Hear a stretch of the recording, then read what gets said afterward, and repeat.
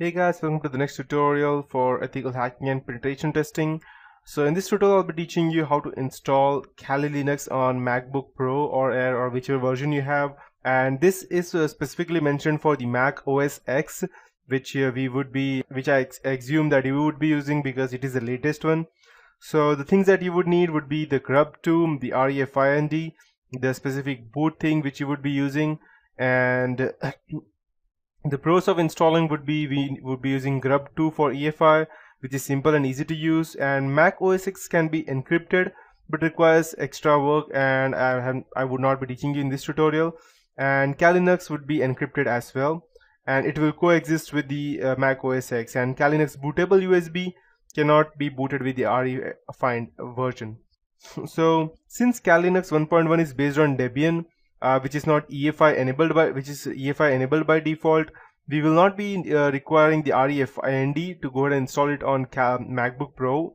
But still, just in case if you have any older version of MacBook, then you would require, if you have any version earlier than MacBook 2012, then you would require REFIND. So you can go on the Google on this website. I'll just go ahead and open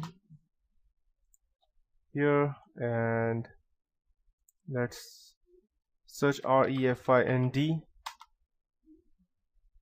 and we need to install this since Mac does not have the UEFI version, so we need to install this. You can go ahead and okay, so you need to go ahead and download this for the Mac version. Yeah, obviously it is for Mac. So once you install it, it will be able to detect dual boot, and then you can go ahead and install this on your specific MacBook Pro. And you can see this are the described processes, but this is not which we would be using because Kali Linux requires a different thing. So first thing first, install REFIND on MacBook Pro, and then boot up your MacBook and download the REFIND binary zip file and extract it. Once you've extracted it, open your terminal and type to cd downloads, and then go ahead and start. Let's assume that I have this MacBook Pro. So if this is my MacBook terminal, go to your cd REFIND and whichever directory you have, and since I won't have, I'll just be assuming.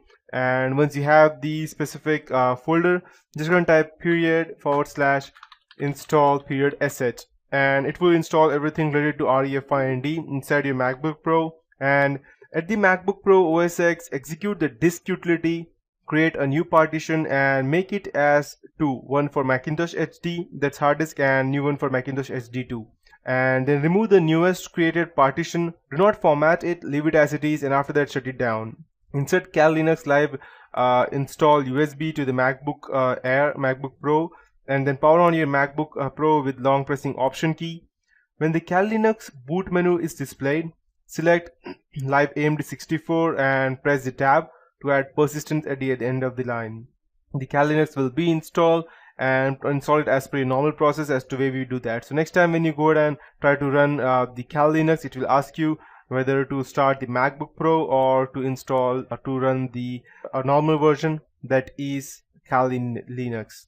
So once you have all of these things, the next thing that we need to do is to go ahead and install the live USB. And so before I proceed, let me explain to you what live USB is. I'll just go ahead and open the Kali Linux website, and I'll just type Kali Live USB. So what this does is that you need to boot your computer or laptop, whatever it is, through your USB drive. You need to go ahead and make your USB drive bootable for your Kali Linux, and once you have that, you can straight away go ahead and connect it to your computer and run your Kali Linux even without installing it on your computer. So once you could do that, no matter what you do, you will not be there would be no trace of you getting caught, even if everything goes wrong or for any other thing. And just one more thing, if you go ahead and install the live USB, you won't be able to update that unless you go ahead and install the Kali Linux persistent. So, and you need to have the unit boot in order for you to go ahead and convert your Kali Linux inside a USB to make it bootable. Or you can use the Win32 disk imager, which let me show you. Win32 disk imager. If you have a Windows operating system, then you can go ahead and run this Win32 disk imager, through which you can go ahead and boot your ISO into your USB drive. And you have this on your sourceforge.net. Just download this, install it, and it will run. And as you can see that once it is bootable, you can straight away go ahead and run each and everything. And if you need to make it persistent, there is still a way. Persistent means that you would be able to upgrade, and any changes that you make will be saved in your USB drive. I cannot show you that because I don't have a USB drive as of now, but you can do that. And I would suggest you having a minimum of let's say 16 GB of USB, because a Kali Linux will take approximately a total of 7 or 6 GB of your total space, and remaining should be there in case you need to install anything separately or anything extra. And once you connect it, you will be able to run each and everything related to Kali Linux through that USB. So that is what Kali USB is. So now we know. Now let's go ahead and configure the remaining things that we need. So I can go ahead and show you as to the next thing that we need to do is we need to update our social engineering toolkit. It would be, to start that, just type SETOOLKIT. Once you hit enter, it will start, and type yes, enter, it will start. So need to update all the third-party modules and SCT configuration. So just type 3. As you can see that 3 means third-party modules. So you can see we have these two modules over here. To update these things, go ahead and update the social engineering toolkit. That would be 4, and it will go ahead and check all the updates and get itself the latest updates. After that, go ahead and update your SCT configuration, type 5 and hit enter, and yes, we have all the latest updates. The next thing that we would need to do would be to go ahead and update the MSF console. So I need to type MSF console, and we need to go ahead and update that so that, because sometimes what happens is that it's not updated along with your normal repositories. That's the reason we need to go ahead and specifically install that.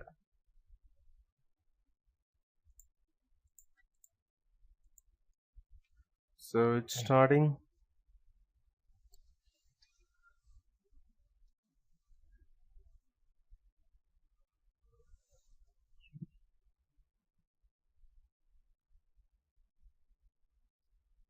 It can take a bit of time to start, and the things that we need to go ahead and install would be let's check if we have the LibreOffice over here.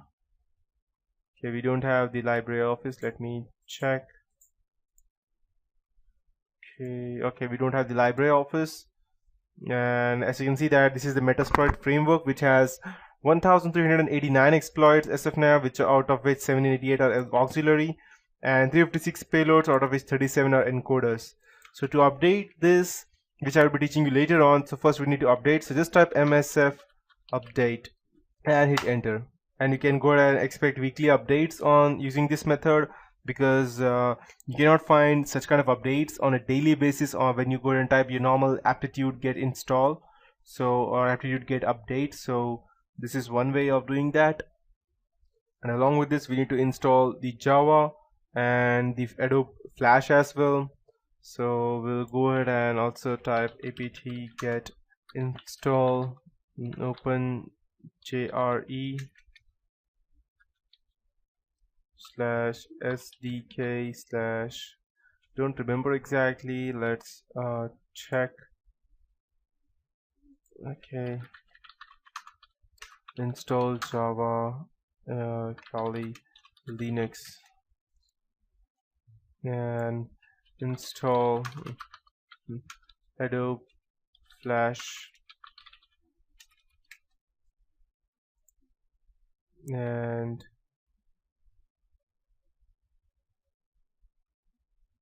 as you can see over here, we have different versions. You can go ahead and also download it manually, but I would suggest updating it through. Okay, we have apt get install Flash, and yeah, Flash plugin non-free. Perfect, we have it. So I'll just install this. Let's say if we have received any updates over here. Okay, we have updates, as you can see over here. So 235 MB of file, and I won't be going ahead and installing that right now because it would take a very long time. I'll update it in the background. I'll let you know. And as you can see that we have this version over here. Okay, so apt-get install.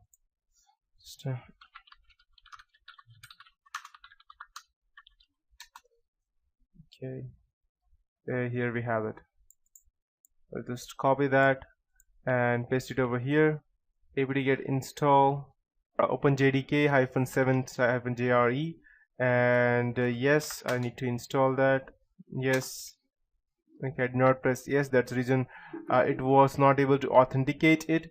And after that, we can also go ahead and type apt-get install flash plugin -non free, and it will get installed again. So these are the few basic things that you need to remember to go ahead and configure these things. And once you have all of these things ready, updating these things, upgrading and installing these specific things, after that we can go ahead and start attacking your Windows 7. And just make sure that you have all the updates. If you don't, then you will lose one or more important things which you may not be able to run under your computer. So that is it for this tutorial. In the next tutorial, we will be starting with the basic hacking stuff and footprinting and methodology.